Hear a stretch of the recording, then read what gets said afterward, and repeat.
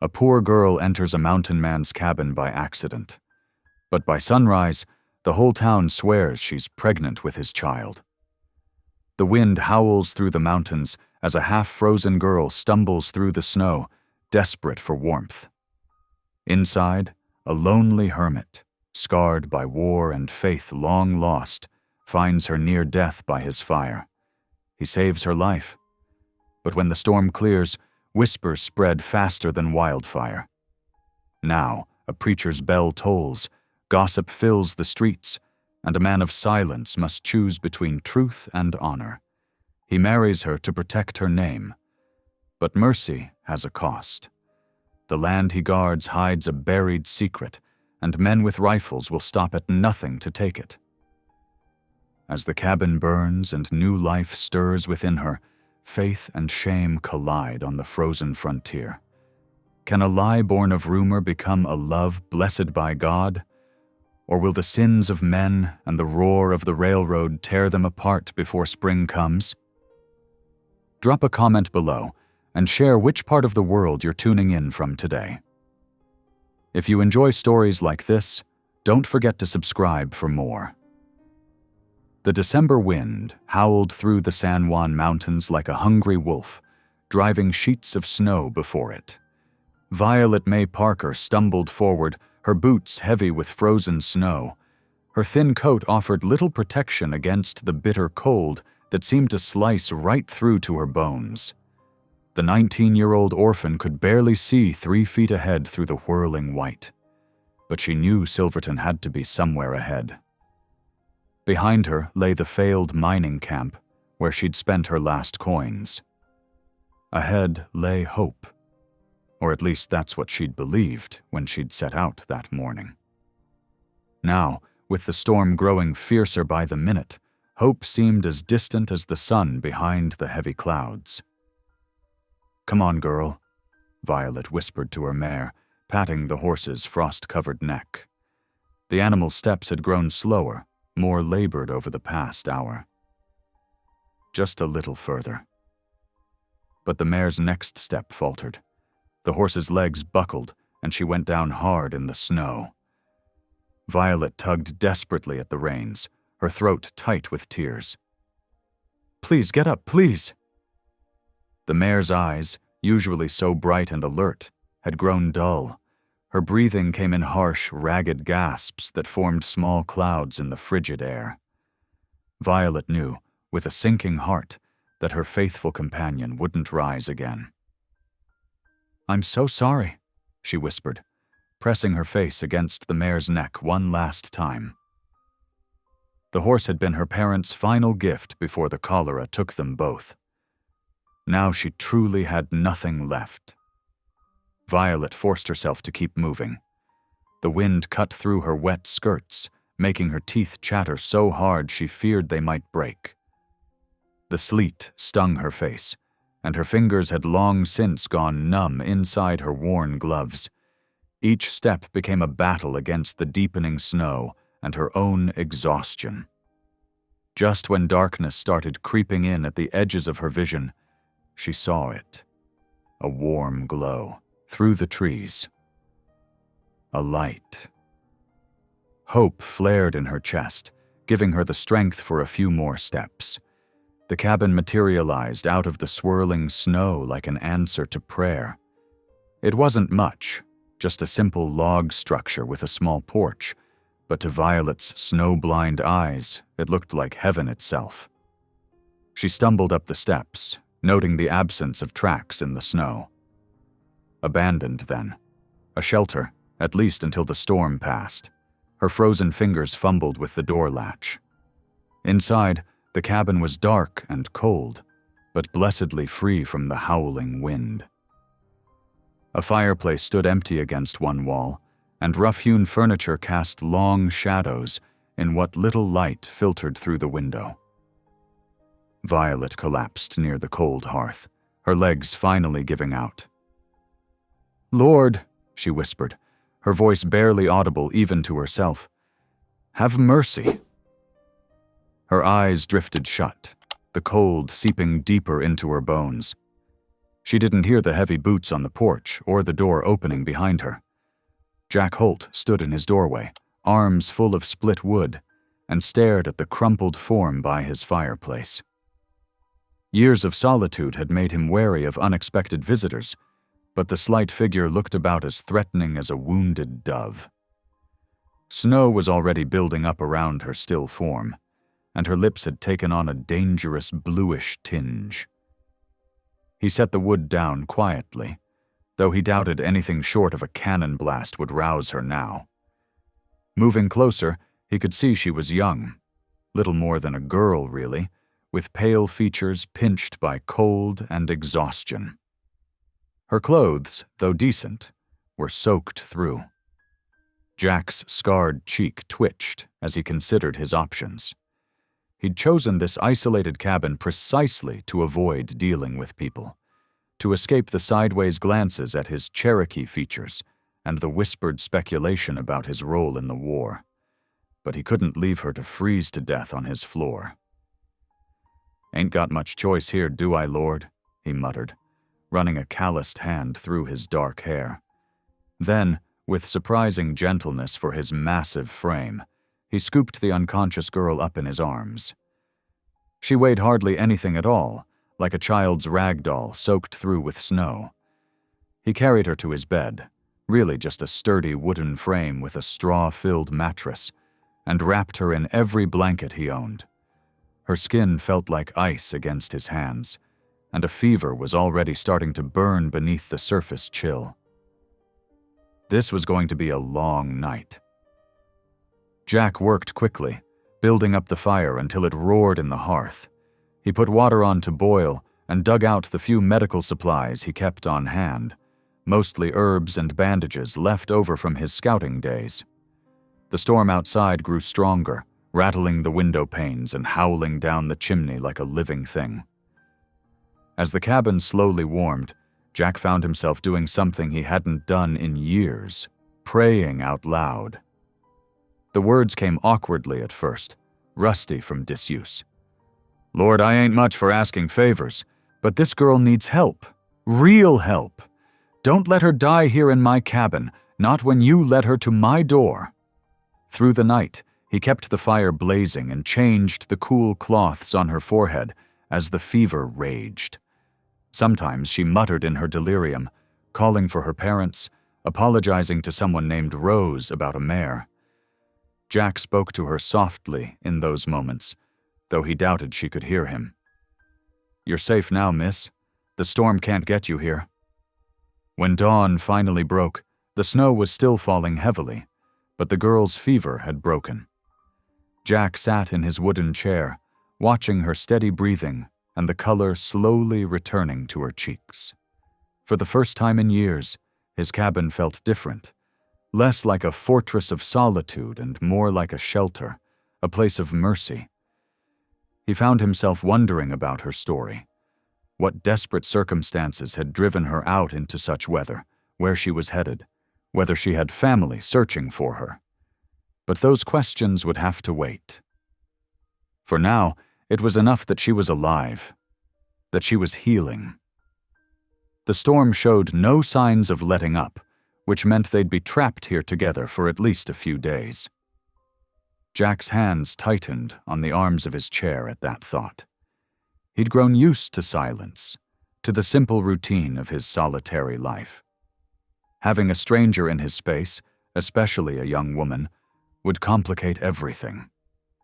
But as he watched her sleeping peacefully now, something deep in his war-hardened heart softened just a fraction. Perhaps this was God's way of reminding him that no man was meant to live entirely alone, that sometimes the greatest acts of faith were the simple ones, opening a door, sharing warmth, choosing compassion over fear. Outside, the snow continued to fall, blanketing the San Juan Mountains in pristine white. Inside the cabin, Jack Holt settled deeper into his chair for his vigil, watching over the stranger who had stumbled into his life like a half-frozen sparrow. Whatever came next, he knew with certainty that this night had changed something fundamental in his carefully ordered world. The girl stirred slightly in her sleep, and Jack automatically reached to adjust the blanket around her shoulders. The gesture surprised him. He couldn't remember the last time he'd shown such care to another human being. His father's words came back to him then, spoken long ago in Cherokee. The Creator sends us what we need, not always what we think we want. Jack settled back in his chair, keeping watch as the storm raged on. Whatever the Creator's purpose was in sending this girl to his cabin, he would see it through. For now, that meant ensuring she survived the night. Tomorrow's complications could wait for tomorrow. Dawn crept into the cabin with pale fingers of light. Violet's eyes fluttered open, her mind foggy with confusion. The unfamiliar ceiling swam into focus, rough-hewn logs crossed with shadows. This wasn't her boarding house room. The memories came back in fragments. The storm, her mare falling, the endless trudge through snow. A movement caught her attention. Near the hearth, a massive figure knelt, stirring something in an iron pot. The man's broad shoulders were turned to her, but she could see the sharp line of his profile, marked by what looked like an old scar running down his cheek. Her heart began to race. He must have sensed her awakening because he turned, fixing her with dark eyes that held both wariness and concern. "You're awake," he said, his voice low and gravelly, as if unused to speaking. "Been worried about that fever." Violet tried to sit up, but her head spun with the effort. The stranger rose smoothly despite his size and approached with a tin cup of steaming broth. "Best take it slow," he advised, keeping a respectful distance. "You've been unconscious since the storm hit yesterday." "Where am I?" Violet managed to ask, her voice scratchy. She pulled the blankets tighter around herself, suddenly aware she was still in her damp clothes. "My cabin," he answered simply. "Found you collapsed by the hearth when I came in with firewood." He held out the cup. "You should drink this. Help get your strength back." Violet stared at the offered broth, suspicion warring with desperate thirst. The man seemed to read her thoughts. "If I meant you harm, miss, I wouldn't have spent the night fighting your fever," he said quietly. "But you're welcome to watch me drink first if it'll ease your mind." Something in his matter-of-fact tone, devoid of offense, made her cheeks warm with shame. "No, thank you," she said, accepting the cup with trembling hands. The broth was simple but hot, and it seemed to thaw something frozen inside her. After a few sips, she tried to swing her legs over the side of the bed. "I should go. I don't want to impose—" "Can't," he interrupted, shaking his head. "Snow's waist-deep out there now. Storm's still blowing too. Trying to leave would be suicide." As if to emphasize his point, a gust of wind rattled the cabin's roof, and Violet flinched. She looked toward the window, seeing nothing but white beyond the glass. Her shoulders slumped in defeat. "I can't take your bed," she protested weakly. "You can and will," he replied, his tone brooking no argument. "I've got my bearskin by the door. Been sleeping there for months anyway, keeping watch." Keeping watch for what? Violet wondered, but didn't dare ask. The man moved back to the hearth, giving her space. She studied him as he worked, the careful precision of his movements, the way he seemed to make himself smaller despite his imposing size, like he was used to trying not to frighten people. The day passed in long stretches of silence, broken only by the howling wind. Her host kept the fire well fed and offered her more broth at regular intervals, but otherwise seemed content to leave her be. He worked at mending what looked like trap lines, his large hands surprisingly deft with the small repairs. By evening, Violet felt the fog of fever finally lifting from her mind.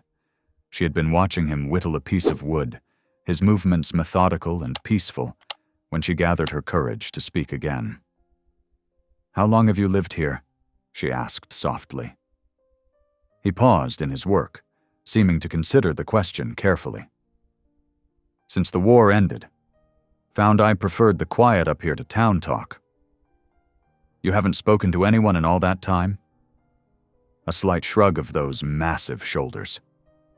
"Traders come through every few months. Don't need much else." Violet absorbed this, thinking of how lonely such an existence must be.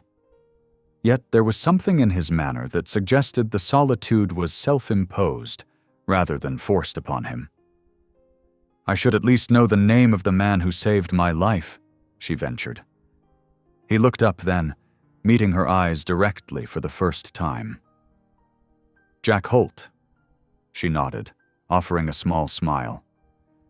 "I'm Violet May Parker, and I'm truly grateful for your kindness, Mr. Holt." His scarred cheek twitched, and he looked back down at his whittling. "Don't thank me," he said gruffly. "Thank the Lord. He's the one led you to my door instead of leaving you out there in the storm." The simple faith in his words touched something in Violet's heart.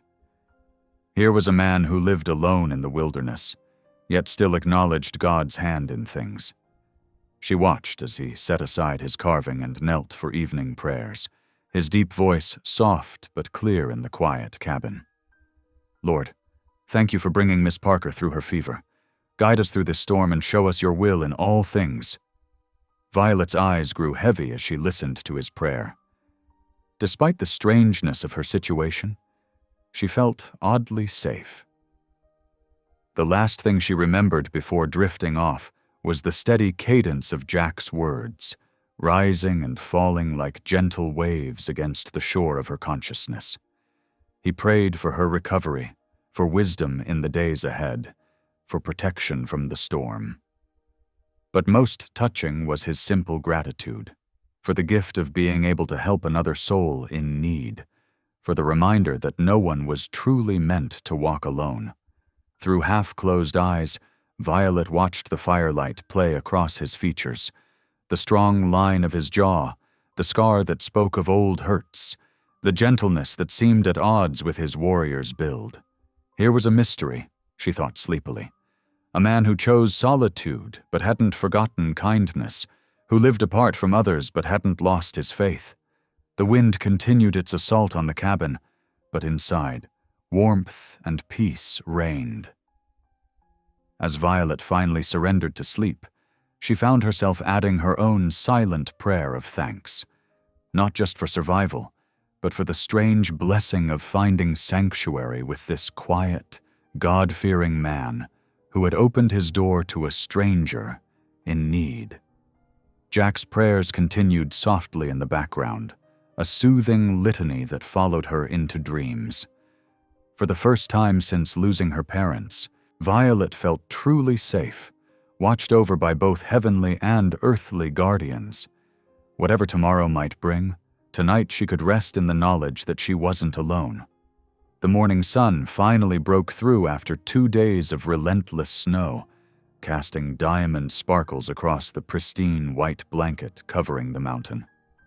Jack stood on his porch, squinting at the brightening sky while adjusting the saddle on his old mule. The air was crisp and clean, holding the promise of fair weather. Inside the cabin, Violet folded the blankets she'd used, her movement still somewhat weak from her ordeal. Jack's heavy coat hung on her small frame as she stepped outside, making her look even more fragile against the vast white landscape. "Creek's 'bout half a mile down," Jack said, his breath visible in the cold air. "Supply wagons usually pass through there on their way to town." He patted the mule's neck, avoiding looking directly at her. "Should be able to get you safely to Silverton." They set out slowly, Jack breaking trail through the deep snow while leading the mule. Violet followed in his footsteps, grateful for his coat against the biting cold. The only sounds were their breathing and the crunch of snow beneath their boots.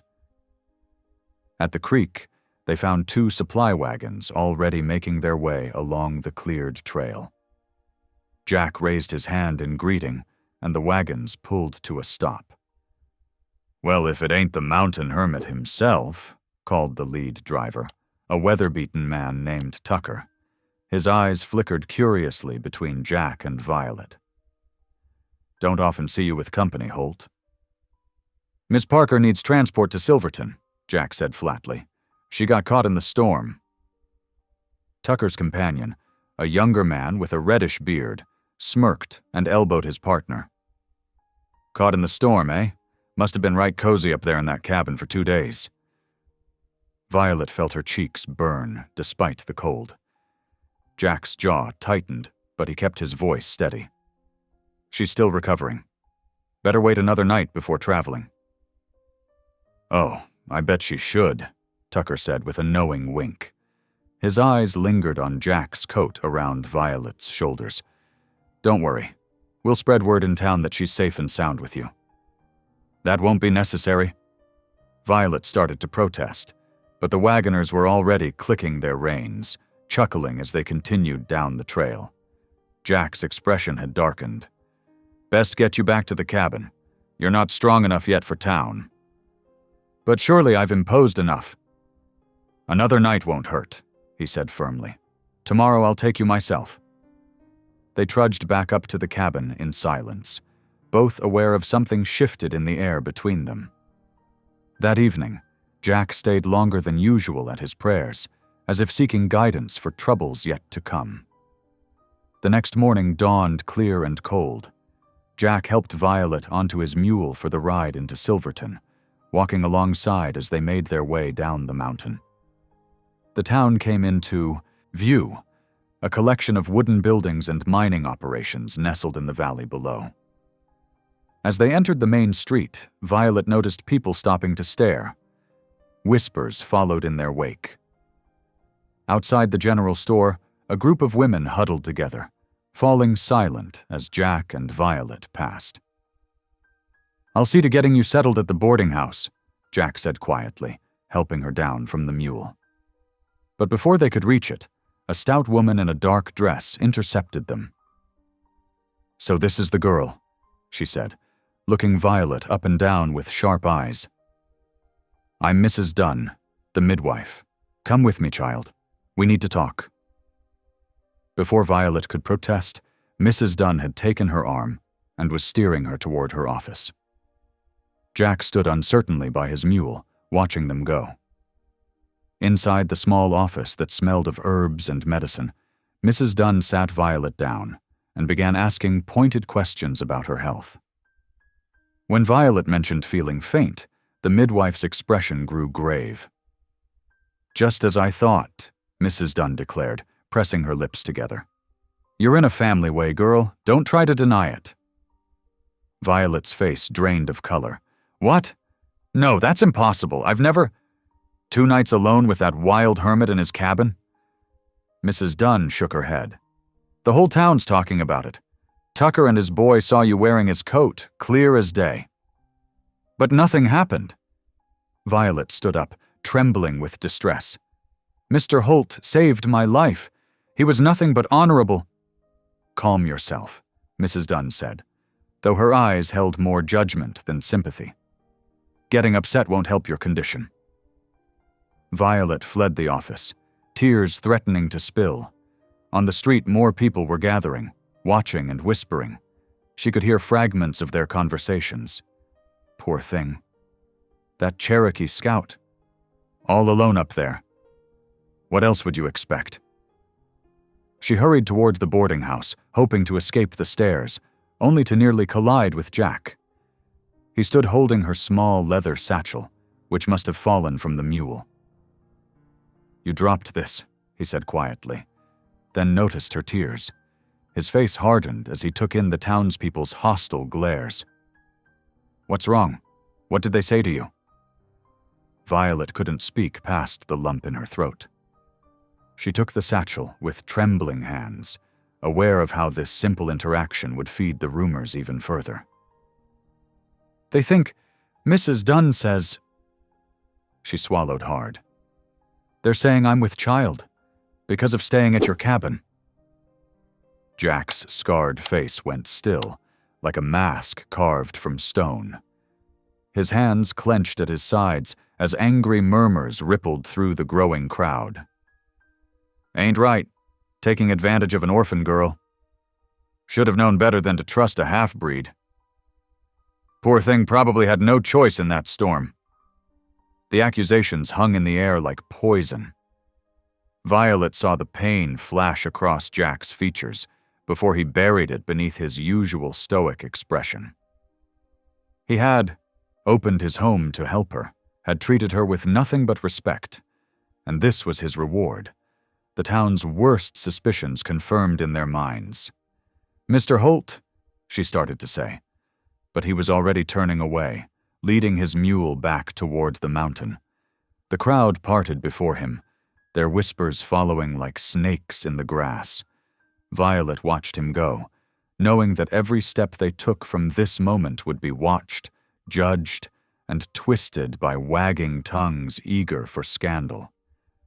She clutched her satchel to her chest, feeling more alone than she had in the howling blizzard. The truth of what had happened in that cabin, the simple Christian charity of a good man, would never be as interesting as the salacious story already racing through town. Mrs. Dunn appeared at her elbow. "Come along, child. We need to discuss your options." But Violet barely heard her, still watching Jack's retreating figure as it grew smaller against the white mountain backdrop. She had escaped death in the storm only to find herself trapped in a different kind of wilderness, one made of suspicious minds and cruel assumptions.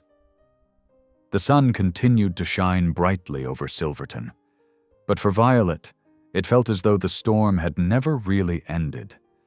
It had just changed its nature, from snow and ice to whispers and stares, and she had no idea how to find shelter from this new tempest. The little church sat quiet in the late afternoon shadows. Inside, dust motes danced in the sunbeams streaming through simple glass windows. Reverend Nathaniel Avery stood at the altar, his Bible open before him, when heavy boots echoed on the wooden steps outside. Jack Holt ducked his head to enter, his broad shoulders filling the doorframe. The preacher looked up and nodded slowly, as if he'd been expecting him. "Come in, brother," Reverend Avery said softly. "I've been praying you'd stop by." Jack moved forward uncertainly, his rough hands clasping and unclasping. The quiet of the church pressed around him, so different from his mountain solitude. Here, the silence felt like judgment. "Reckon you've heard the talk," Jack said, his voice low and pained. "I have."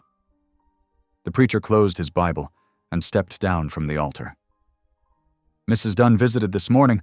She's convinced the girl is in trouble." He paused, studying Jack's face.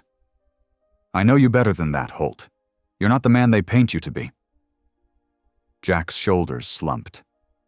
"Doesn't matter what kind of man I am. Miss Parker's reputation is ruined because of me." "Because of cruel tongues and quick assumptions," the Reverend corrected. He gestured to a wooden pew. "Sit with me a moment." The two men settled onto the hard bench. Outside, a wagon rattled past, voices drifting through the walls. Jack flinched at the sound, knowing how those same voices probably carried whispers about him and Violet. "You're a decent man, Holt," Reverend Avery said quietly. "I remember how you helped those Cherokee families find safe passage north during the war, but silence won't clear her name." Jack's scarred face tightened. "What would you have me do? You know what honor demands." The preacher's kind eyes held no accusation, only understanding.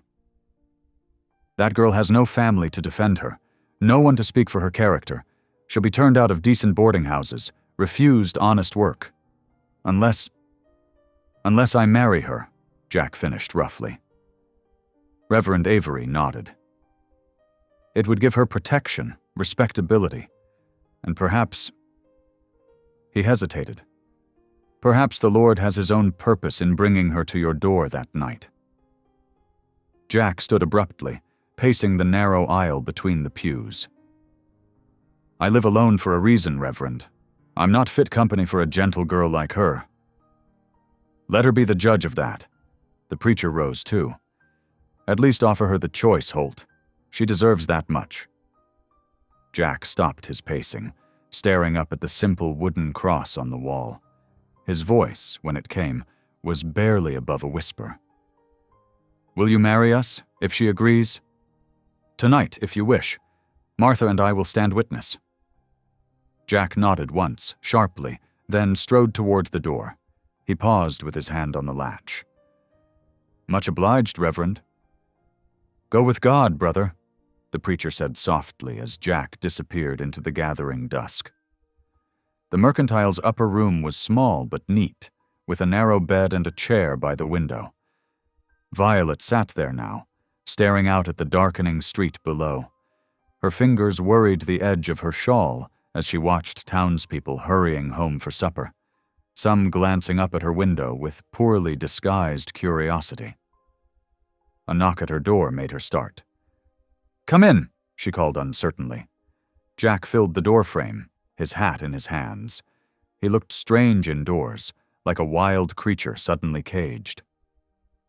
"Miss Parker," he said gruffly, "may I speak with you?" Violet gestured to the room's only other chair. "Please." He sat carefully, the wooden chair creaking under his weight. For a long moment, he just studied his hat, turning it in his large hands. "Mr. Holt?" Violet prompted gently. He looked up then, his dark eyes troubled. "I've come to make you an offer, Miss Parker. Not one I ever thought to make, but—" He drew a deep breath. "These folks won't let you live in peace now, not unless you have protection, a name to stand behind." Violet's hands clasped tightly in her lap. "What are you saying?" "I'm saying I did you harm without meaning to, letting you stay at my cabin. Only way to make it right is—" he swallowed hard, "is to offer you marriage." The word hung in the air between them. Violet's heart thundered in her chest as she studied his face. The strong lines, the old scar, the pain in his eyes. "You don't have to do this," she whispered. "Yes, ma'am, I do. It's the honorable thing." He leaned forward, his voice urgent. "I know I'm not what you dreamed of. I'm rough company, set in my ways. But I swear I'll treat you right, give you a proper home." Tears slipped down Violet's cheeks before she could stop them. "I don't know what to say." "Say yes," he said simply. "Let me protect you, Miss Parker. It's the least I can do." She wiped her eyes with trembling fingers. Maybe this is the Lord's strange mercy," she said softly, "bringing us together this way." Jack's expression softened slightly. "Is that a yes?" Violet nodded, unable to speak past the tightness in her throat. Jack stood, awkward now that it was settled. "The Reverend's waiting. He'll marry us tonight, if you're willing." "Tonight?" Violet's eyes widened. "Better that way. Less talk." He paused. "I brought the wagon. We can leave for home before sunrise." Home. The word echoed in Violet's mind as she gathered her few belongings into her carpet bag. Just days ago, she'd been desperate for any shelter. Now she was about to become mistress of a mountain cabin, wife to a man she barely knew. The church was dark, except for lamplight glowing in the windows when they arrived. Inside, Reverend Avery and his wife Martha waited by the altar. Martha hurried forward to embrace Violet, her kind face full of motherly concern. "Are you certain about this, dear?" she whispered. Violet squared her shoulders. "Yes, ma'am. As certain as I can be." The ceremony was brief and simple. Jack's deep voice shook slightly as he repeated the vows. Violet's fingers trembled as he slipped a plain gold band, his mother's, he'd explained, onto her finger. When the Reverend pronounced them man and wife, an odd hush fell over the little church. "May God bless and keep you both," Reverend Avery said softly, closing his Bible. Martha hugged them both, pressing a basket of bread and preserves into Violet's hands. "Come visit us soon," she urged. "You're family now." Outside, the stars were bright and cold in the mountain sky. Jack helped Violet into the wagon, tucking a quilt around her against the chill. They rode in silence through the sleeping town, past darkened windows and quiet streets. As the wagon climbed into the mountains, Violet watched the lights of Silverton disappear behind them. Everything familiar was falling away, replaced by shadow and starlight, and the steady breathing of the man beside her. Her husband now, this quiet giant who had saved her life and then saved her reputation. She clutched the basket from Martha closer, its warmth a comfort in the pre-dawn darkness.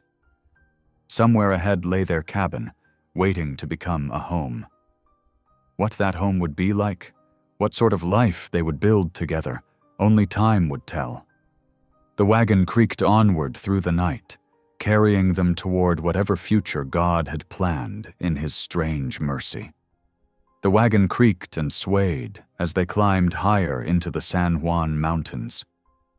Fresh snow draped the pines like lace, pristine and untouched in the afternoon light.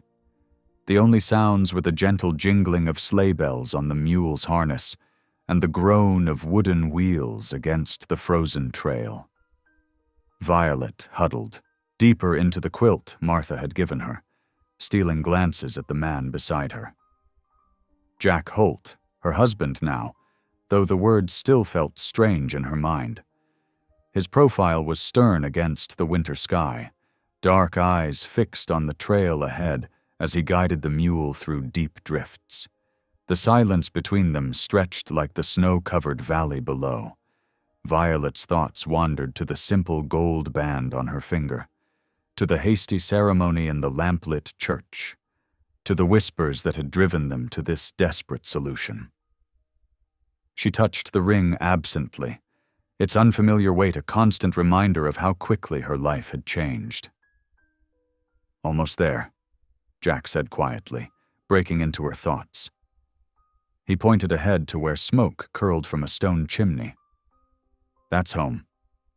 The cabin looked different in daylight than it had during the blizzard.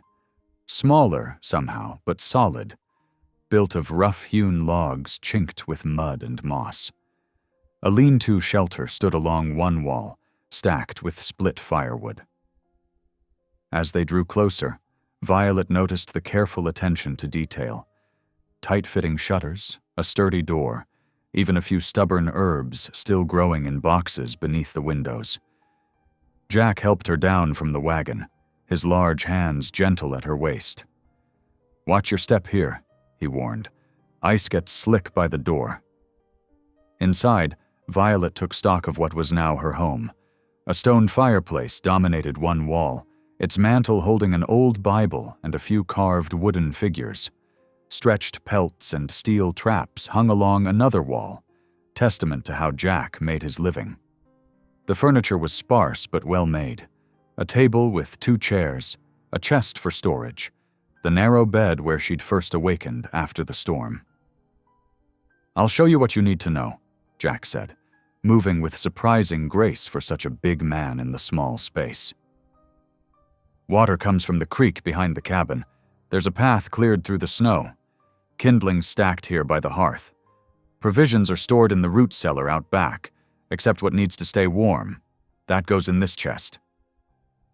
He demonstrated everything with careful patience. How to work the pump handle when it frosted over, which wood burned hottest, where to find extra blankets and supplies. Violet followed him, trying to memorize each detail while fighting back a wave of overwhelming newness. "Thank you," she said when he finished. I'll do my best to keep things proper." Jack's expression softened slightly. "You don't need to thank me. This is your home now, too." The word home hung between them, full of uncertainty and possibility. As evening approached, Violet busied herself with making supper from the provisions Martha had sent. Her hands remembered the familiar motions of cooking, even as her mind whirled with change. She set the table with the cabin's simple tin plates and cups, arranging everything as carefully as if it were fine china. Jack came in from tending the mule, bringing a blast of cold air with him. He hung, his coat by the door, and stood awkwardly for a moment before sitting at the table. They ate in silence, broken only by the clink of spoons and the pop of burning logs in the fireplace. When the meal was finished, Jack cleared his throat. "I usually say grace before bed," he said gruffly. "If you don't mind joining me?" "I'd like that," Violet answered softly. Jack bowed his head, his prayer rough but heartfelt. "Lord, we thank you for your mercy, for safe passage home, for—" He hesitated. "For bringing us together in your wisdom, though we don't rightly understand your ways. Watch over us this night. Amen." "Amen," Violet echoed, her own voice barely above a whisper. They worked together to clean up, moving carefully around each other in the small space. When everything was put away, Jack gathered extra blankets and his pillow from the bed. "I'll sleep here by the hearth," he said, arranging his makeshift bed. "You take the bed proper. It's yours now."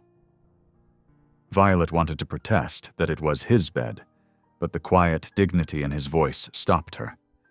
This was his way of showing respect, of giving her space to adjust to their strange new circumstances. "Good night, Mr. Holt," she said softly. "Good night, Mrs. Holt." He paused, as if the name surprised him too. "Sleep well." Violet lay awake for a long time, listening to the crack of settling logs in the fireplace and Jack's steady breathing from across the room. The bed still held a trace of his scent, leather and pine and wood smoke. She turned her face into the pillow and finally let a few tears fall. Not of sorrow exactly, but of release after the tension of the past few days. Dawn brought pale winter sunshine streaming through the cabin's windows. Violet rose early, determined to make herself useful. She found a broom in the lean-to and began sweeping, then scrubbing, then organizing. Her hands needed work to keep her mind from spinning with questions about the future. She discovered some fabric in the storage chest. Simple muslin, probably meant for patching clothes. With careful measuring and her small sewing kit, she fashioned crude curtains for the windows. The cloth softened the harsh lines of the cabin, making it feel more like a proper home. The smell of baking cornbread filled the cabin by mid-morning. Violet had found cornmeal in the provisions and remembered her mother's recipe. The familiar task soothed her, giving her a sense of purpose. Jack had been outside since dawn, checking his trap lines, but now he paused in the doorway. His eyes took in the changes, the curtains, the swept floor, the organized shelves. Something in his expression shifted, softened. "You've been busy," he said quietly. Violet smoothed her apron nervously. "I hope you don't mind. I thought some curtains might keep the draft down." "No, I don't mind." He stepped inside, removing his hat. "Smells good in here." "Cornbread," she explained. "Should be ready soon." He nodded, then reached into his coat pocket. "Found these growing under the snow," he said, holding out a handful of winter berries. "Thought you might like them." The simple gesture, this big, quiet man thinking to bring her berries, made Violet's throat tight with unexpected emotion. "Thank you," she managed. "They'll be nice with the cornbread." They worked together to set out lunch, moving with less awkwardness than the night before. The silence between them felt different, too. Not comfortable yet, but no longer quite so strained.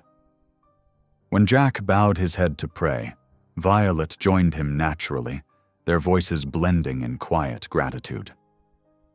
Afternoon light slanted through the new curtains, casting soft shadows on the cabin's walls. The lonely emptiness of the place had begun to fade, warmed by cooking smells and simple domestic touches. It wasn't much, Violet thought, but it was a start. A first tentative step toward making this forced arrangement into something real. She watched Jack carefully cutting the cornbread, his big hands surprisingly gentle with the knife. He caught her looking and offered a slight smile, just a quirk of his lips, really, but it transformed his stern face. Violet smiled back, feeling something ease in her chest. They were strangers still, bound together by circumstance and honor, but perhaps they could learn to be friends. Perhaps, with time and patience, they could make this cabin into a true home. The days settled into a rhythm as steady as the mountain winds. Each morning, Violet rose before dawn to stoke the dying embers into fresh flames. The familiar tasks of homemaking gave structure to her new life, though everything here required more strength than her previous work as a seamstress. One crisp morning, Jack found her struggling with his damaged traps, her fingers red from the cold metal.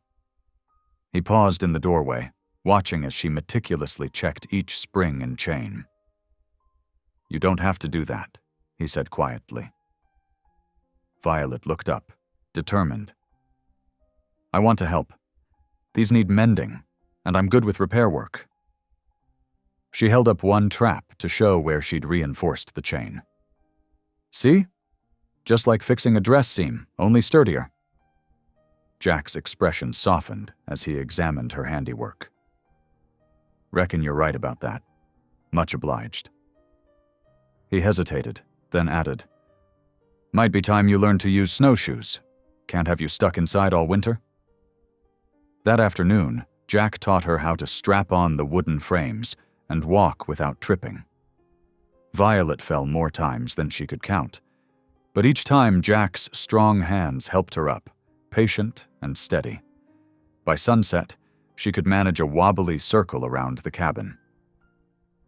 "You're a quick study," he said, brushing snow from her skirts. "Tomorrow we'll try the path to the creek." Days passed, while Jack hauled logs for the woodpile and tracked elk through the deep drifts. Violet learned the rhythms of mountain life. She discovered which floorboards creaked, how to tell a storm was coming by the way smoke curled from the chaude chimney, when to bank the fire to last through the night. One afternoon, while putting away Jack's clean shirts, Violet found a small wooden box pushed to the back of a drawer. Inside lay a tarnished metal, its ribbon faded to gray. She was still holding it when Jack returned from checking his trap lines. "That's from the war," he said from behind her, making her jump. "Union Army Scout, 2nd Colorado Cavalry." Violet carefully replaced the metal. "I'm sorry, I shouldn't have pried." "No matter." Jack sat heavily in his chair by the fire. Past is past. But something in his voice made Violet pause in closing the drawer. "Was your father in the war too?" she asked softly. Jack stared into the flames for a long moment. "He was Cherokee. Fought alongside me until Honey Springs. Didn't make it home." His hands clenched on the chair arms. "Used to be a peaceful man. Taught me about living in harmony with the land, respecting all living things. Then the war came, and peace died with him." Violet sat quietly in the other chair, letting the silence hold his grief. Finally, she said, "My pa used to say that peace isn't something we find, it's something we make every day, with God's help." Jack looked at her then, really looked at her, as if seeing past her surface for the first time. "Your pa sounds like a wise man." "He was," Violet said softly. "I miss him something fierce some days." They sat together as darkness gathered, sharing the comfortable quiet of those who understand loss. The fire crackled and sparked, casting warm shadows on the walls. Later that evening, as Violet worked on mending one of Jack's shirts, she found herself humming an old hymn her mother had loved. The familiar melody filled the cabin's corners, sweet and low. Amazing Grace, how sweet the sound. She nearly stopped when she heard Jack's deep voice join in, rough but true. That saved a wretch like me. Together their voices wove through the verses, her soprano and his baritone finding harmony in the ancient words of hope. When the last note faded, Jack cleared his throat. "Been a long time since I heard music in this cabin," he said. "My mother used to sing that hymn." Violet smiled, threading her needle again. "Mine too, every Sunday morning while she made breakfast." The next morning, Jack left earlier than usual to check his trap lines. Violet busied herself with chores, trying not to worry as the hours stretched on. When he finally returned, his coat was bundled oddly around his chest. "Got something for you?" he said, opening his coat to reveal a small, wiggling bundle of fur. A wolf-dog puppy, mostly white with one black ear, blinked up at Violet with bright eyes. "Found her mother's tracks leading to an old den," Jack explained. "She didn't make it through the last storm, but this little one was still alive. Thought maybe—" He shifted uncomfortably. "Thought maybe you'd like some company. Sort of thanks for the singing." Violet gathered the puppy into her, arms laughing as it licked her chin. "She's beautiful. Does she have a name?" "Reckon that's up to you." "Grace," Violet decided immediately, because that's what she is. Amazing Grace. Jack's mouth quirked in what might have been a smile. "Grace it is, then." The puppy brought new life to the cabin. Her antics made them both laugh, and caring for her gave Violet and Jack more reasons to work together. Jack showed Violet how to train Grace to come when called, while Violet taught the pup to sit quietly during evening prayers. As January deepened into February, the initial awkwardness between them began to thaw like spring ice. They developed comfortable routines, Jack bringing in firewood while Violet cooked breakfast, sharing quiet meals where silence felt like friendship instead of strain. Evening prayers that grew more natural with each passing day. When storms howled outside, they stayed close to the fire. Jack worked on his traps while Violet sewed or knitted. Sometimes she would hum hymns, and increasingly often, Jack would join in. His voice grew stronger, more confident, as if remembering joy it had forgotten. One evening, as snow fell in thick curtains outside, Violet looked up from her mending to find Jack watching her with an expression she couldn't quite read. "What is it?" she asked. "Just thinking," he said slowly, "about how different this place feels now. Used to be just walls and a roof. Now it's—" "A home?" Violet suggested when he trailed off. Jack nodded, absently scratching Grace's ears as the puppy dozed at his feet. "A home," he agreed quietly. Violet bent back to her sewing, but she felt warmed by more than just the fire. The cabin had changed, true enough, but so had they. What had begun as duty, as protection for her reputation, had grown into something else. Not love, not yet, but a tender companionship that felt like it might someday bloom into more. Grace whimpered in her sleep, chasing dream rabbits. Outside, the wind sang through pine boughs. Inside, in the circle of firelight, Jack and Violet sat with their separate tasks, wrapped in the comfortable silence of two people who had learned to trust each other's presence. The hours passed peacefully, marked by the soft click of Violet's needle, the rasp of Jack's knife on leather, and the quiet breathing of the sleeping pup. Each lost in their own thoughts, they shared the warmth of the fire and the growing certainty that sometimes the Lord's strange mercy turned out to be the greatest blessing of all. The late January morning dawned crisp and clear, the sun glinting off snow-laden branches. Violet stood at the cabin window, watching Jack clear a path to the woodpile. The sound of approaching sleigh bells made them both pause. A supply wagon emerged from the tree line, its runners cutting dark tracks through the fresh powder. Mrs. Dunn sat beside the driver, her black cloak dusted with snow. Violet's heart jumped into her throat. Jack strode to meet them, his shoulders tense. "Didn't expect visitors this far up," he said, helping Mrs. Dunn down from the wagon. "Doing my rounds," Mrs. Dunn replied crisply. "Checking on mountain folks before the next storm hits."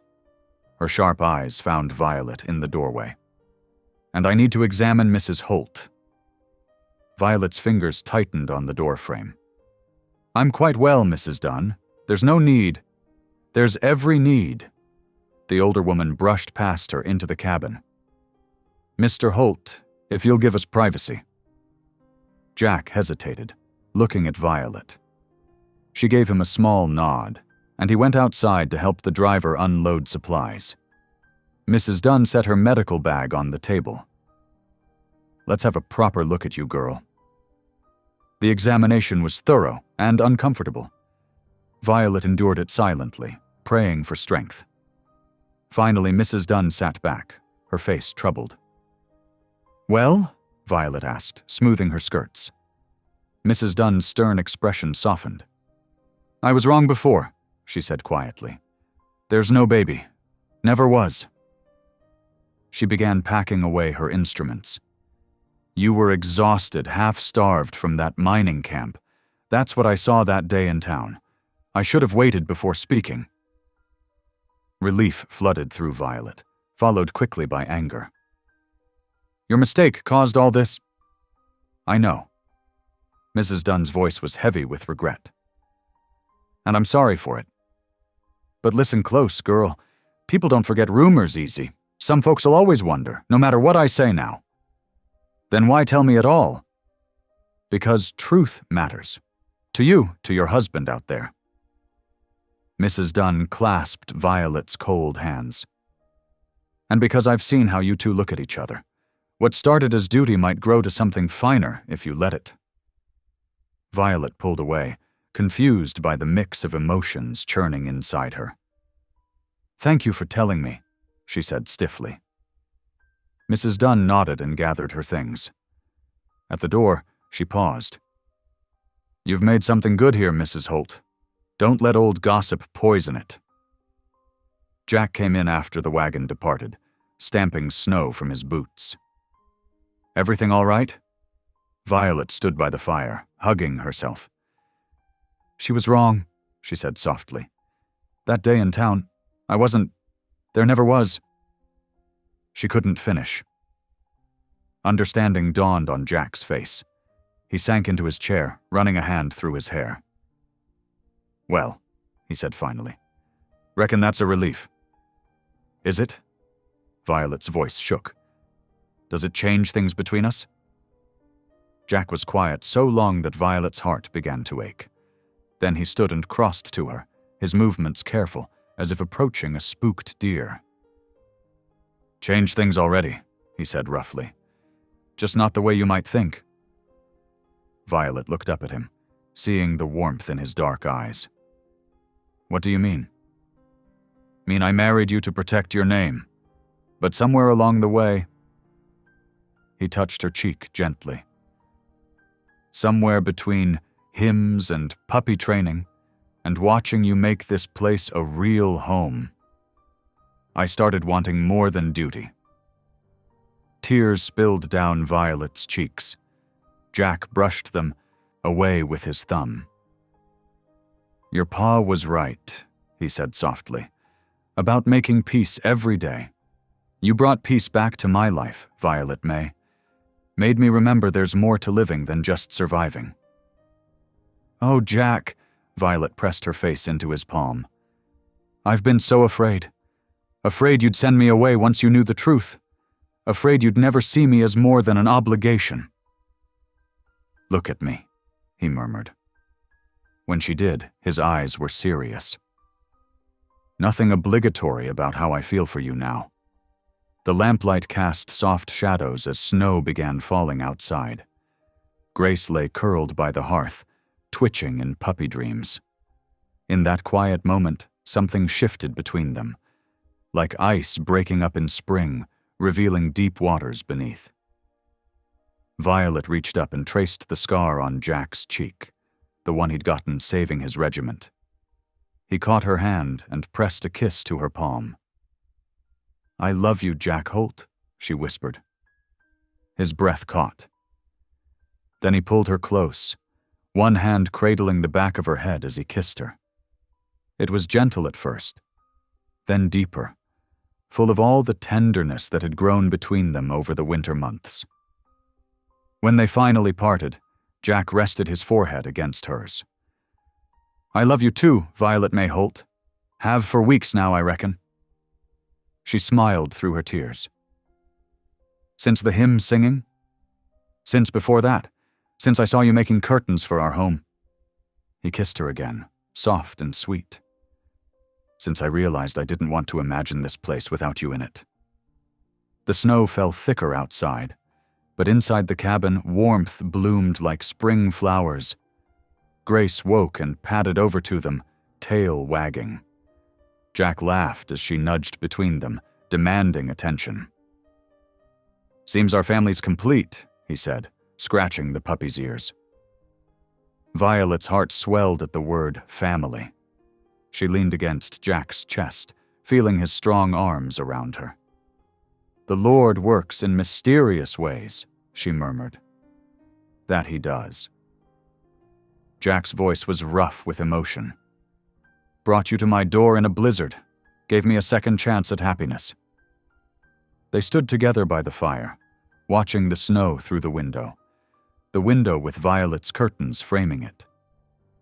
The cabin felt different now, filled with the quiet joy of two hearts finding their way to truth and grace.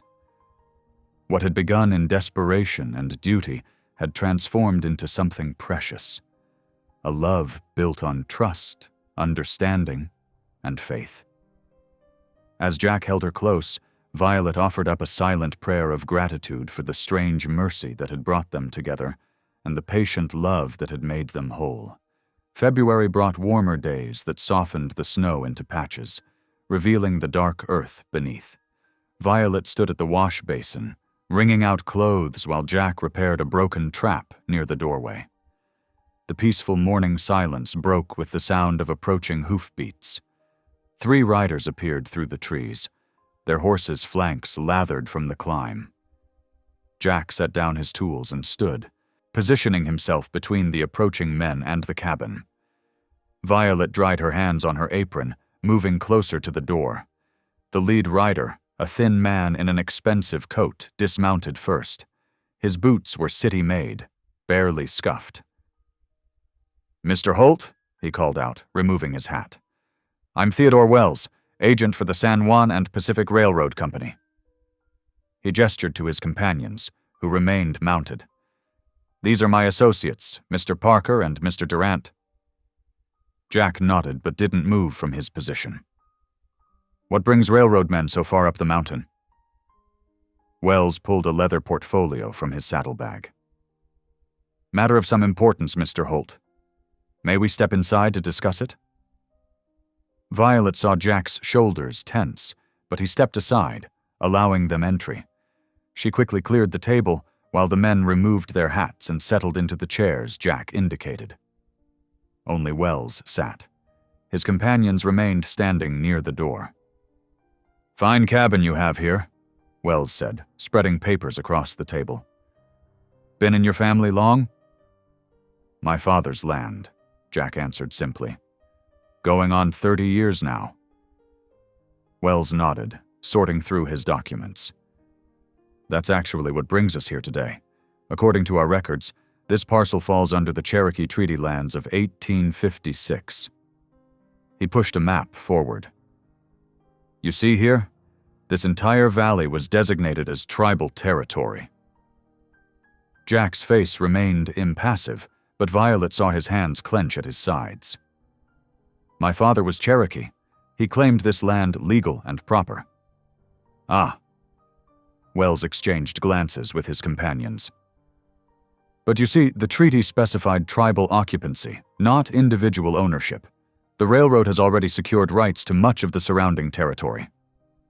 He pulled out another document. We're prepared to offer fair compensation for any improvements you've made to the property. Not for sale.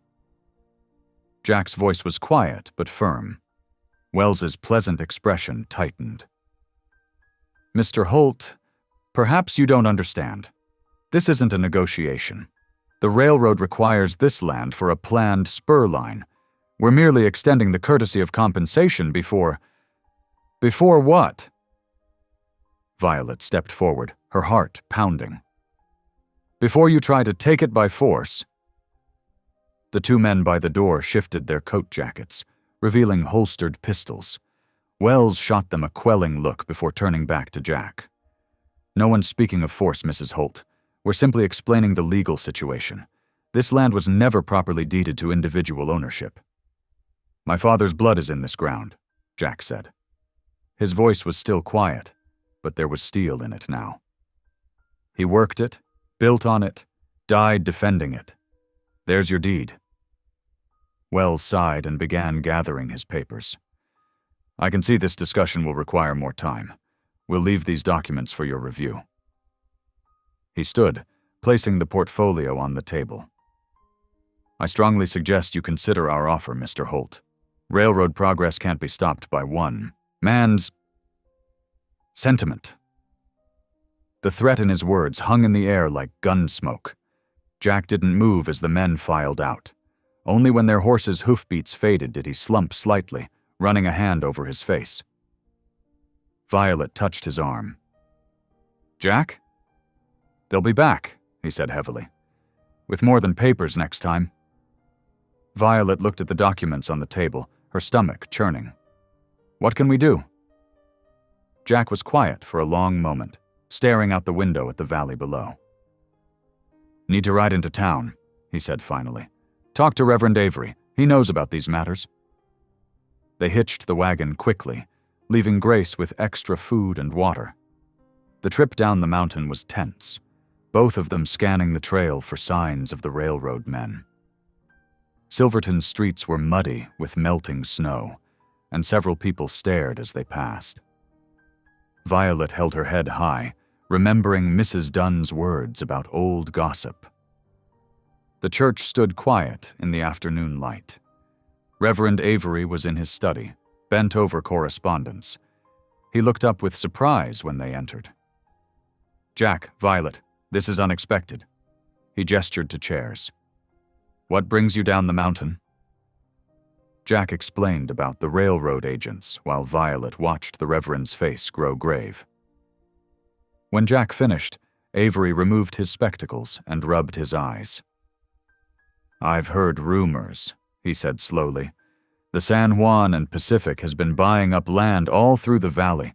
They want to run a spur line to the new Silver Strike south of here. Can they take Jack's land? Violet asked. Just because his father was Cherokee? Avery sighed. The treaty situation is complex. Individual land claims were meant to be protected, but the railroad has powerful lawyers. They've already pushed several families out of the valley. How? Jack's voice was tight. Various means. Legal pressure, accidents with livestock, mysterious fires. Avery met Jack's eyes. They're not above using force, though they prefer it to look natural.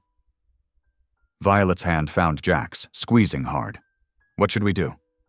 For now, prayer and patience.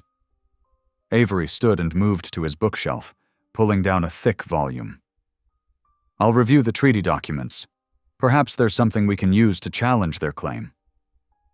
He turned back to them, his face serious. But be careful. These men aren't used to being refused. I won't leave my father's land, Jack said quietly. Not while I'm breathing. I understand. Avery placed a gentle hand on Jack's shoulder. But remember what your father taught you about peace. Sometimes the strongest stand is taken without raising a fist. They left the church as sunset painted the sky orange and purple. Violet watched Jack's profile as he drove the wagon, seeing the tension in his jaw. We'll find a way, she said softly. The Lord didn't bring us together just to lose our home." Jack's hands tightened on the reins. "When I was a boy, my father told me stories about his people being forced from their lands. Said it wasn't the guns that hurt worst. It was watching others claim places where generations had lived and died." He looked at her, his eyes troubled. "I won't let that happen again. Not to our home." Violet leaned against his shoulder, drawing strength from his solid presence. The wagon climbed steadily through gathering dusk, back toward their cabin in the hills. But the peace she'd found there felt fragile now, threatened by men with paper weapons and iron determination. As they crested the final rise, the cabin windows glowed with the lamplight she'd left burning. Grace's happy barking greeted them. Everything looked unchanged, but Violet felt the difference. Their sanctuary had become a battlefield, though no shots had been fired.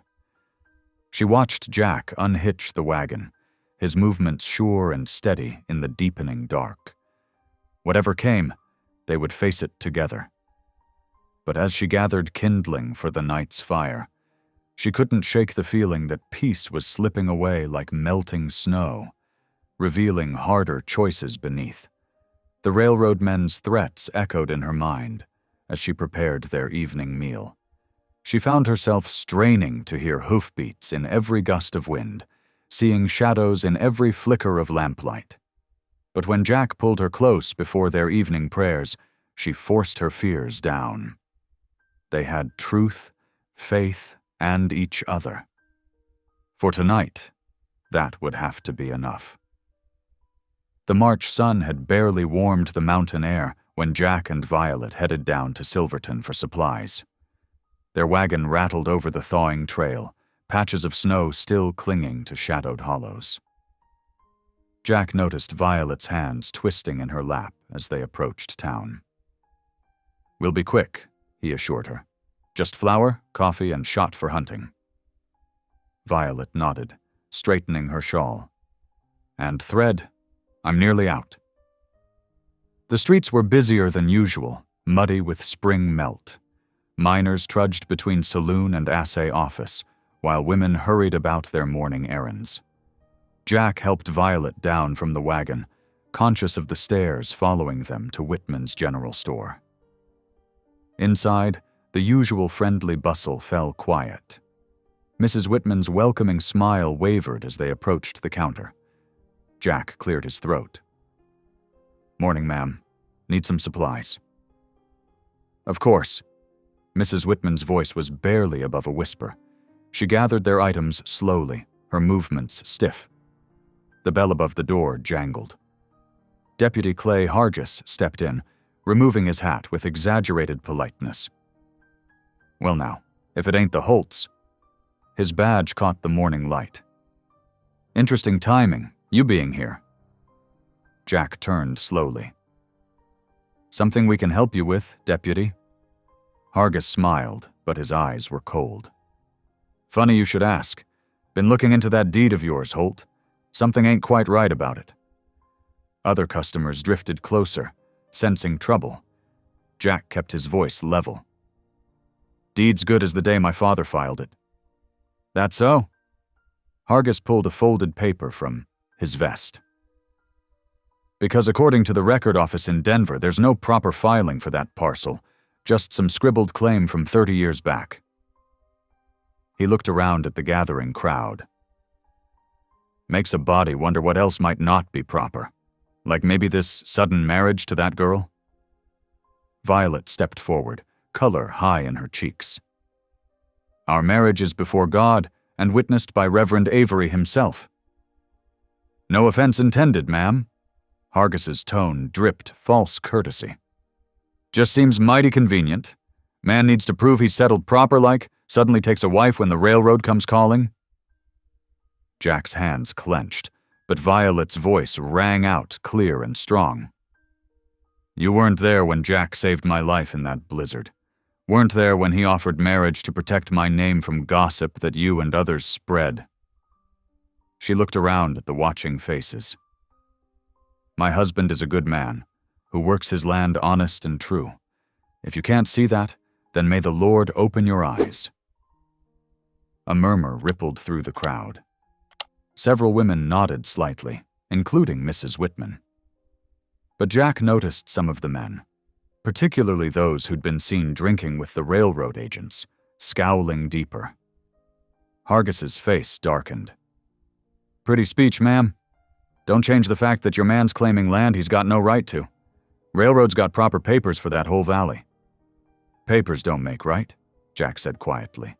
"That land was my father's by lawful claim and treaty both." "Treaty?" Hargis laughed harshly. "You mean that Cherokee business?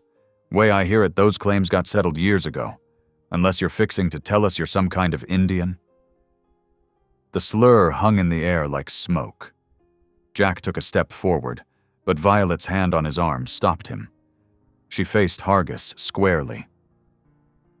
"My husband's father fought and died for this country," she said. "Cherokee blood or not, he was a better man than those who'd steal land with false papers and cruel words." Mrs. Whitman suddenly bustled forward. "Your supplies are ready, Mrs. Holt." She began wrapping packages with swift movements. "That'll be $2.40. Jack paid, while Violet gathered their goods. The crowd parted reluctantly as they moved toward the door. Hargis called after them. "Better think hard about selling, Holt, before things get complicated." Outside, Jack loaded the wagon quickly, feeling hostile eyes from the saloon windows. Violet climbed up beside him, head high despite her trembling hands. They drove out of town in taut silence, dust settling behind them. Once past the outskirts, Violet released a shaky breath. "I'm sorry if I spoke out of turn." Jack shook his head. "You spoke truth, more courage than most men show." He glanced at her, though it may have stirred up more trouble. Trouble was already stirred. Violet straightened her bonnet against the wind.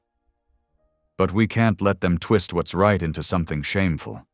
Your father's claim is honest, our marriage is true, and the Lord knows it."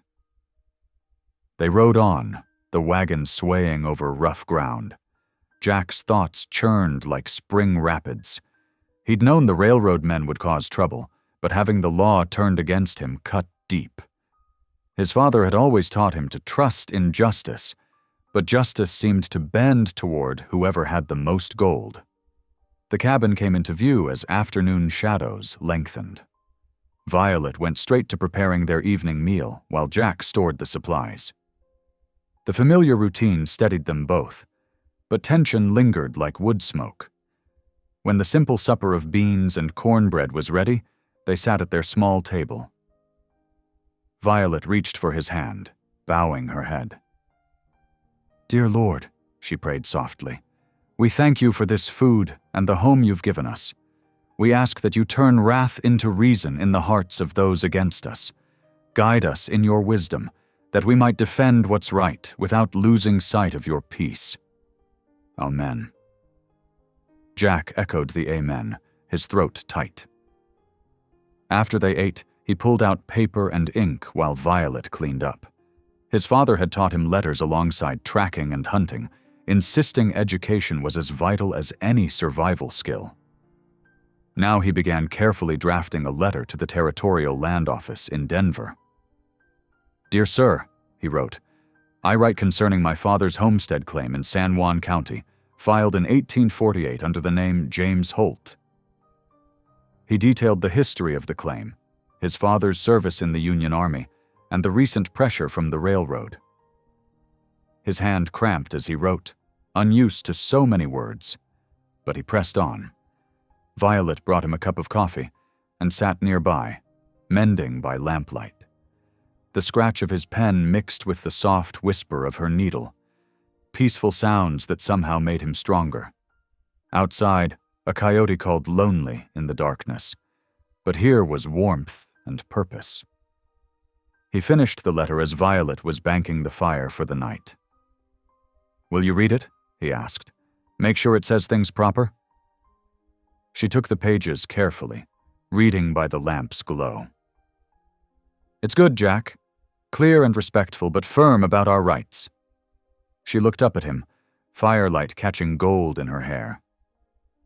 "The land office will have to listen." "Hope so." He sealed the envelope, writing the address with extra care. "Reverend Avery said sometimes the strongest stand is taken without raising a fist. Reckon this is my try at that." Violet touched his scarred cheek gently. "Your father would be proud. You're fighting with truth instead of anger." Jack covered her hand with his own, drawing strength from her touch. Tomorrow he'd ride to post the letter, and they'd wait for an answer. But tonight, they had their home, their faith, and each other. It would have to be enough. The weeks crawled by like molasses in winter. Every morning, Jack checked the post office in town, enduring sideways glances and whispered comments. Violet kept their home warm and welcoming, but worry lined her young face. The railroad men hadn't returned, but their shadow stretched long over the valley. One crisp March morning, the telegraph operator waved Jack over. "Message from Denver, Mr. Holt." Jack's hands were steady as he accepted the yellow paper, but his heart hammered against his ribs. He unfolded it carefully, reading the typed words. "Land Office confirms Holt claim valid stop Cherokee treaty rights. Upheld stop enforcement requires court appearance. Denver stop 90 days. Notice for hearing stop." He read it 3 times, then folded it into his coat pocket. The news should have lifted his spirits, but something heavy settled in his chest instead. Outside the telegraph office, he paused to watch townspeople hurrying past. Mrs. Whitman nodded politely as she swept her storefront. 2 railroad workers lounged against the saloon wall, their hands never far from their guns. The ride home was long and quiet. Jack's mule picked its way through patches of melting snow, hooves squelching in the mud of early spring. The valley stretched out below him, familiar as his own heartbeat. Every tree, every bend in the creek, every rocky outcrop held memories of his father. Violet was hanging wash when he returned. She hurried to meet him, searching his face. "What news?" Jack handed her the telegram. She read it quickly, then looked up with shining eyes. "Jack, this is wonderful. The land office agrees with us."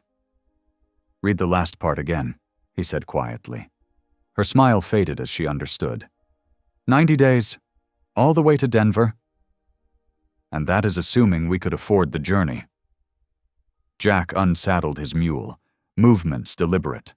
"Or that the railroad men would let us leave the valley alive." Violet followed him to the barn. "Surely they wouldn't. 3 men died last month over in Durango, fighting railroad claims." Jack hung up his tack with care. "Good men, with families, shot down in their own fields. But we have the law on our side now.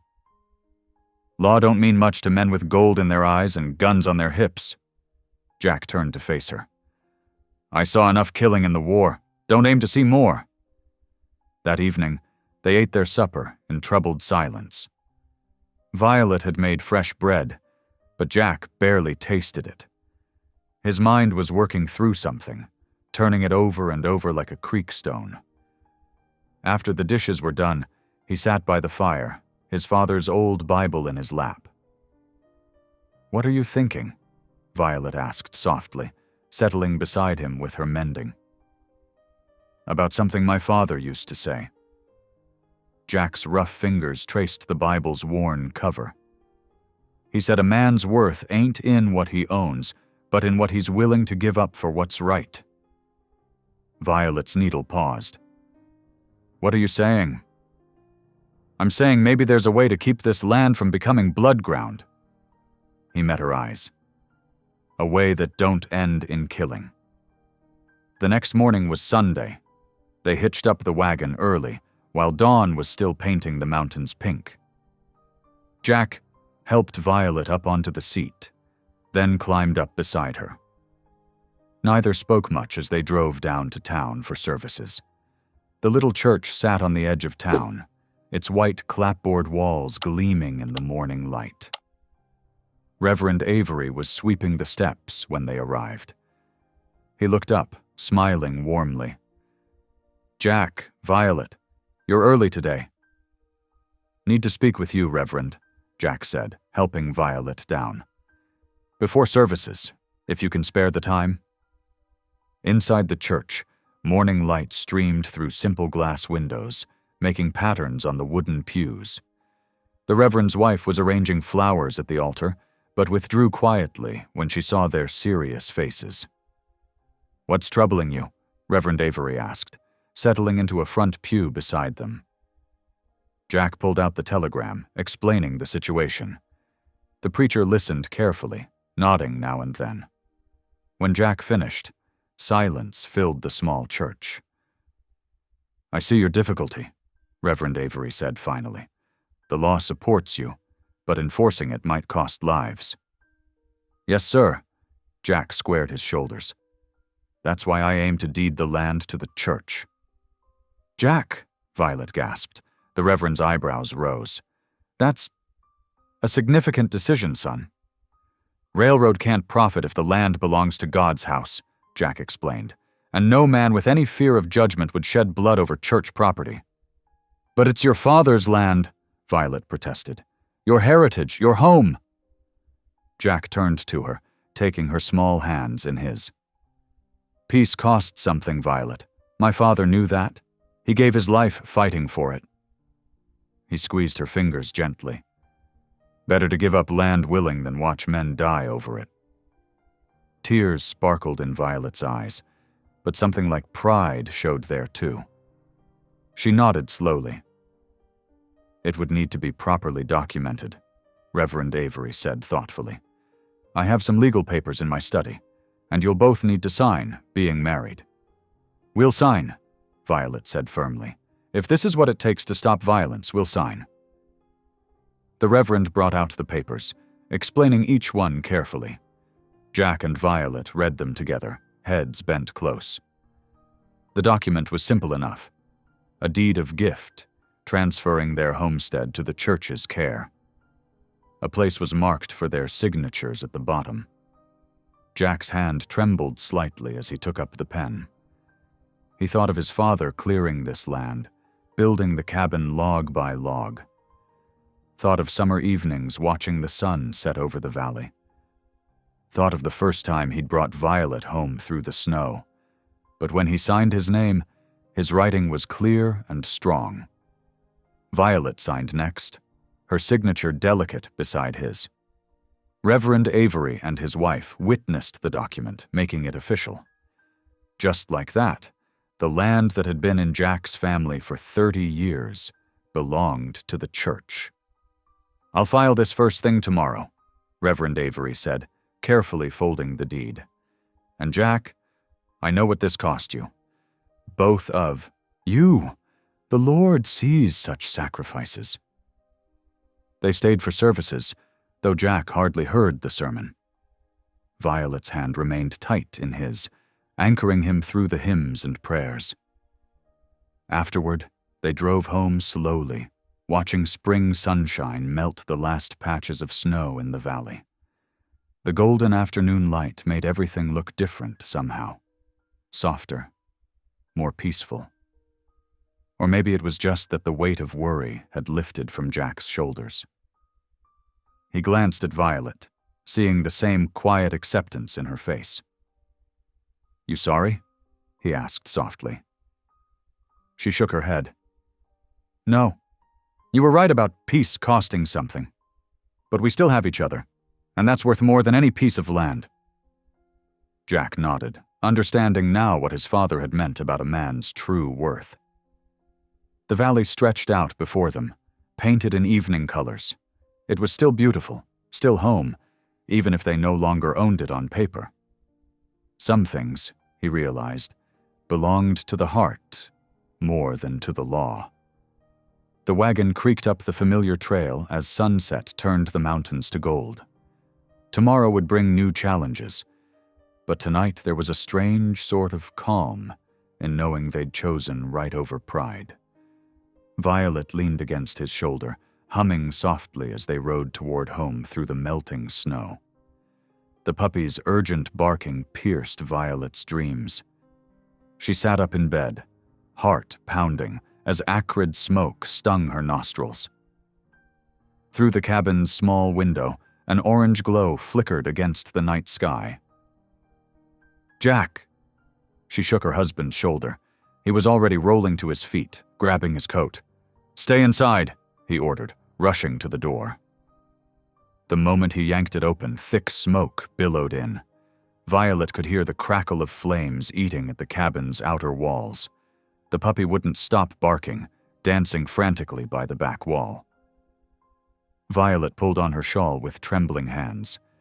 The heat was building fast, too fast for a natural fire.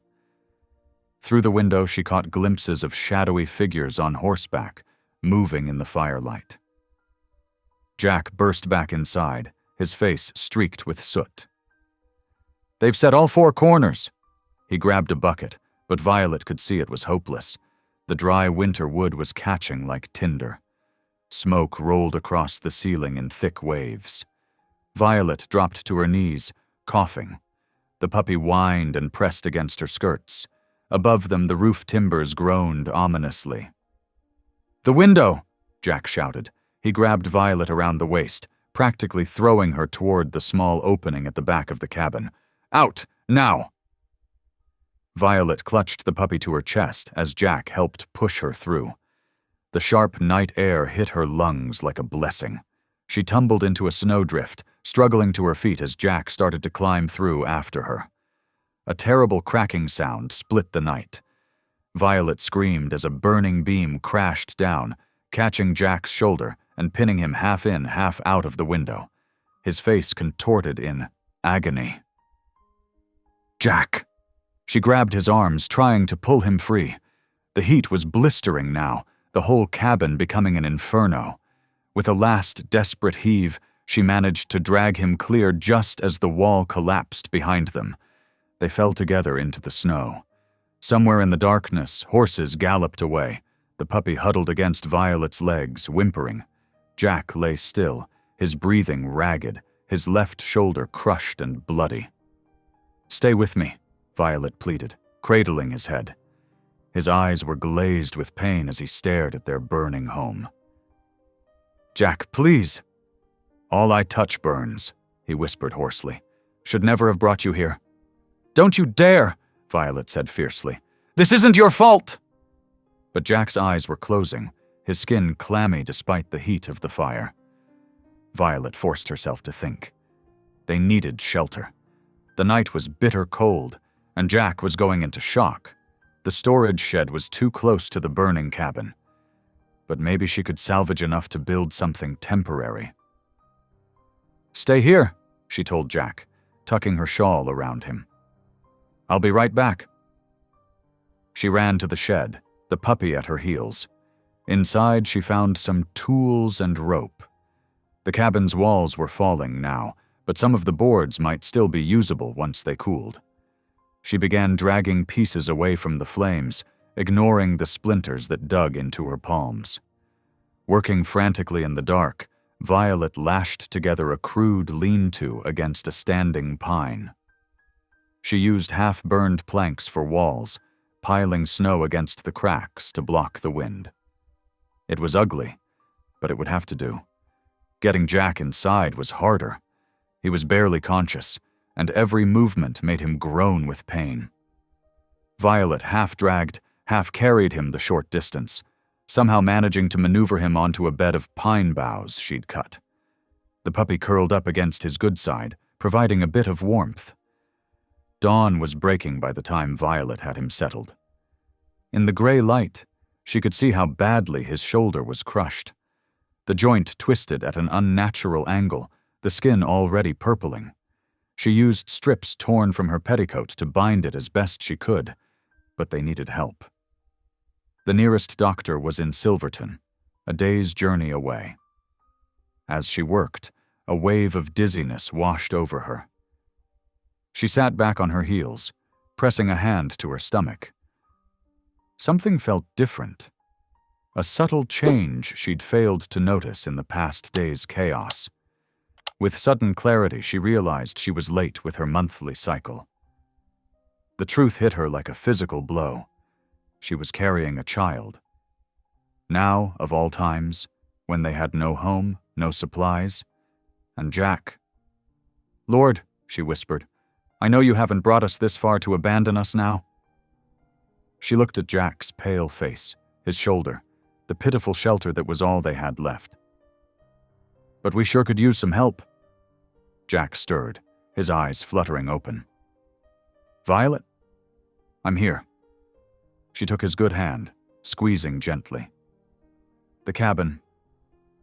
His voice was thick with pain and grief. "Shh, don't think about that now." "My fault," he muttered. "Should have known they'd come.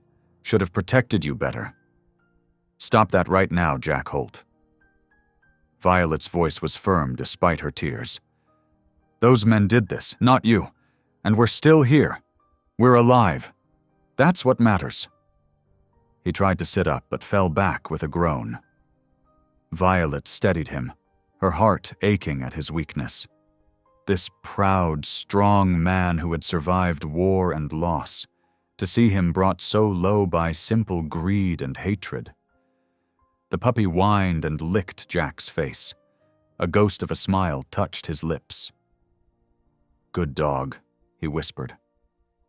Violet built a small fire in front of their makeshift shelter, using wood from the shed. The familiar motions helped calm her racing thoughts. They needed food, medicine, proper bandages. They needed to get word to Reverend Avery about what had happened, and she needed to tell Jack about the baby. But not yet. Not while he was hurting so badly. She fed Jack sips of water from their last canteen, watching the sun climb higher over the smoking ruins of their home.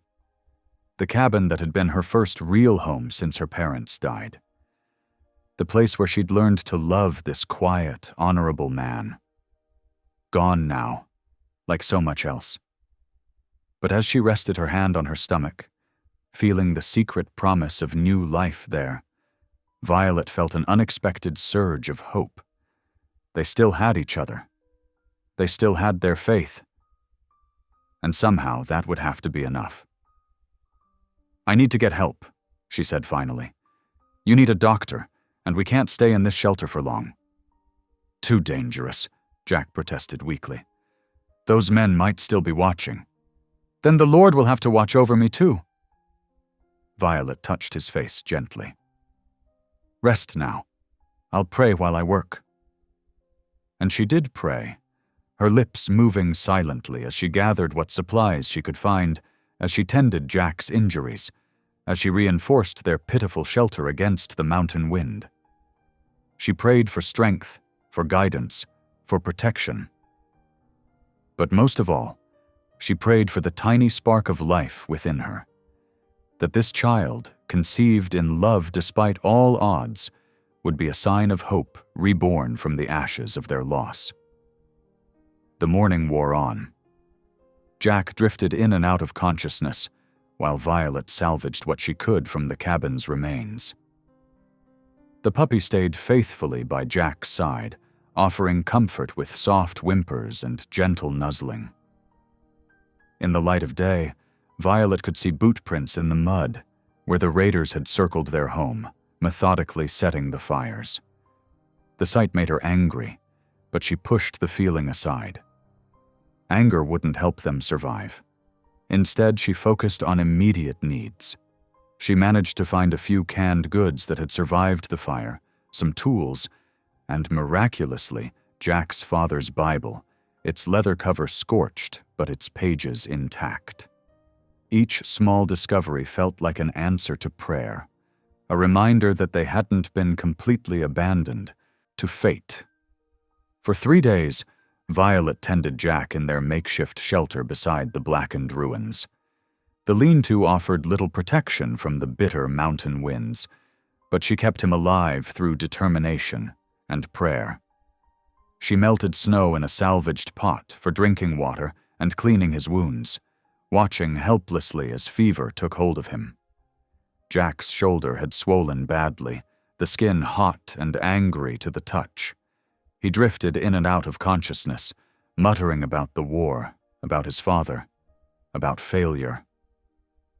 Violet bathed his forehead with melted snow and tried to get him to drink whenever he was lucid enough. "I'm here," she would whisper, though she wasn't sure he could hear her. "You're not alone." On the fourth morning, hoofbeats echoed through the trees. Violet grabbed Jack's rifle before recognizing Reverend Avery's wagon. The preacher and his wife Martha climbed down, their faces drawn with concern. "We heard about the fire in town," Martha said, hurrying to embrace Violet. "Oh, my dear girl." "It was the railroad men," Violet explained wearily. "They came in the night." The Reverend knelt beside Jack, checking his injuries with gentle hands. "This shoulder needs proper medical attention, and you both need real shelter. Come back to town with us. We have room." "No." Jack's voice was rough but clear. He struggled to sit up, his good arm trembling. "Won't go back there. Won't let them see." "Jack, please."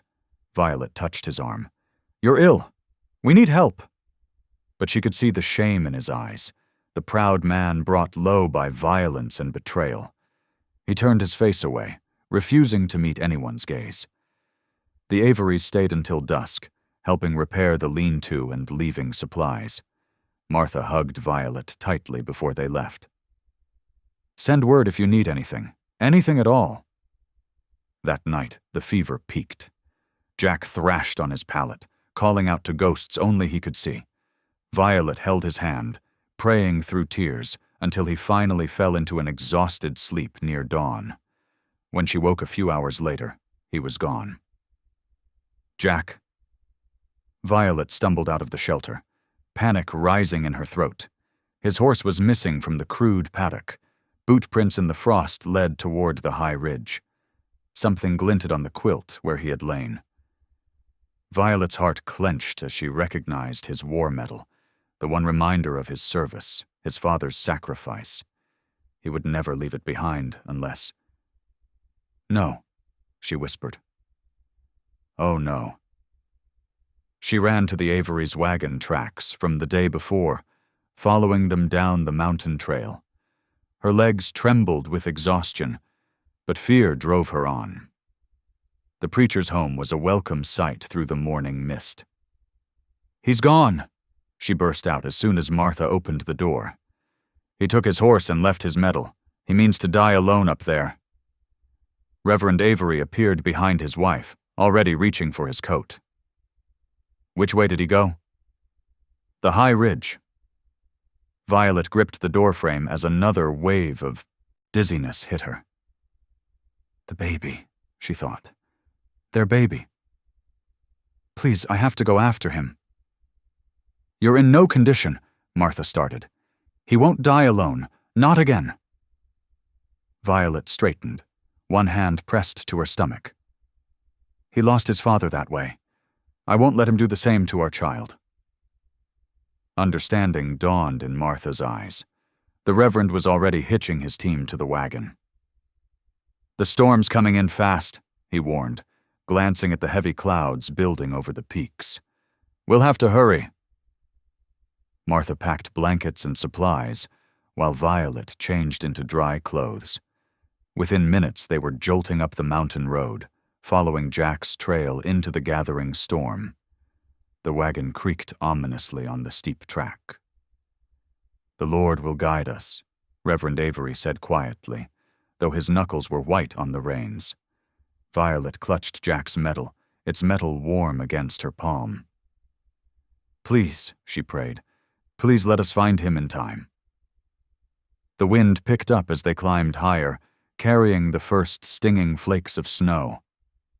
Somewhere ahead in the wilderness, a man who had lost everything but love rode toward his own destruction. But this time, Violet vowed, he wouldn't face the storm alone. The wagon pushed on as the sky darkened, following tracks that grew fainter with each passing moment. Above them, the ridge disappeared into roiling clouds that promised nature's fury. But Violet's determination burned brighter than her fear. She would find him. She had to. High on the snow-covered ridge, Jack Holt knelt in the deepening drifts. His broad shoulders shook as he gazed down at the blackened remnants of their valley home. The burned cabin was barely visible through swirling snow, a dark wound against the white landscape. His fever-weakened body trembled, but the physical pain was nothing compared to the ache in his soul. "Lord," he whispered hoarsely, "I understand now. This is your judgment on my pride." The crunch of wagon wheels on snow made him bow his head lower, unwilling to face those who followed. He heard Violet's familiar footsteps, then felt her presence as she dropped to her knees beside him in the snow. Her small hand found his shoulder, gentle against his injury. "Jack," she said softly, her voice carrying clearly despite the wind. "You already protected me. When others would have turned away, you gave me a name, a home." She pressed his hand to her stomach, her touch warming his frozen fingers. "And now, a child born of mercy, not shame." The simple truth in her words broke something in Jack's chest.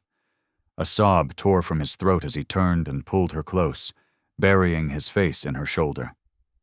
Behind them, Reverend Avery's steady voice rose in prayer, asking for healing and restoration. Snowflakes drifted down like heaven's tears, melting on their embracing forms.